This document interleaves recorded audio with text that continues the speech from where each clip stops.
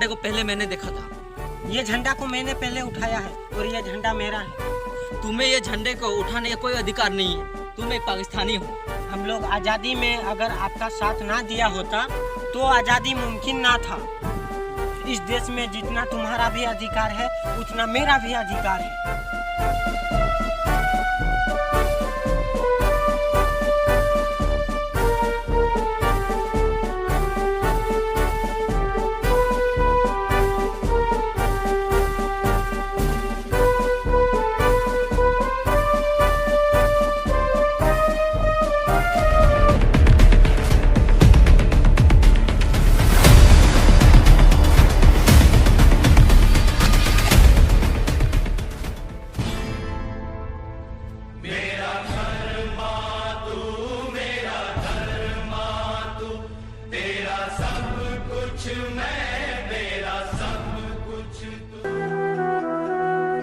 यह 3 रंगों में छपा हुआ एक कागज का टुकड़ा नहीं है। यह हमारे देश का राष्ट्रध्वज है। इसका अपमान अगर आज करोगे तो जिंदगी में कभी सम्मान के लायक नहीं रहोगे। तो आप कौन हो?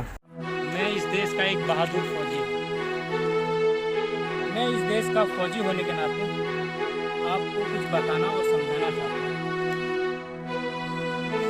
आज़ादी, इस आज़ादी का जश्न हम आज मना रहे हैं। इस आज़ादी के पीछे ना जाने कितने वीर शहीदों ने अपना जान गंवाया, तब जाके हमें ये आज़ादी मिली। इसलिए मैं उन सब के बारे में आपको कुछ बताना चाहता हूँ। चंद्रशेखर आज़ाद जब आज़ादी की लड़ाई लड़ रहे थे तो चंद्रशेखर आज़ाद ने 31 करोड़ हिंदुओं की आज़ादी के लिए अपनी जान गंवाई। अशफाकुल्ला खान ने 4 करोड़ मुसलमानों के लिए यह आज़ादी की लड़ाई लड़ी थी। क्या आपको यह डाटा गलत लगता है? तो आप सही हैं। क्योंकि चंद्रशेखर आज़ाद जब आज़ादी की लड़ाई लड़ रहे थे उसके दिमाग में एक भी हिंदू नहीं, वो पूरे देश को आज़ादी करने के लिए लड़ रहे थे।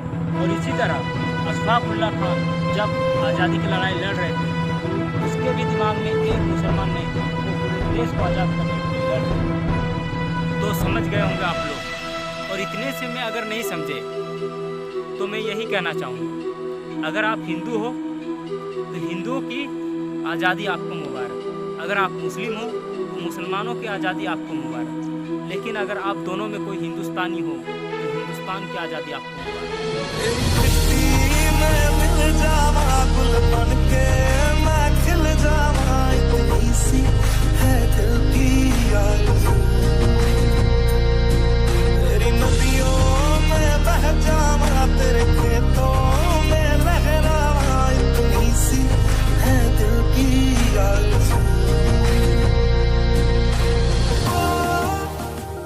किराएदार हैं, जाती मकान थोड़ी है।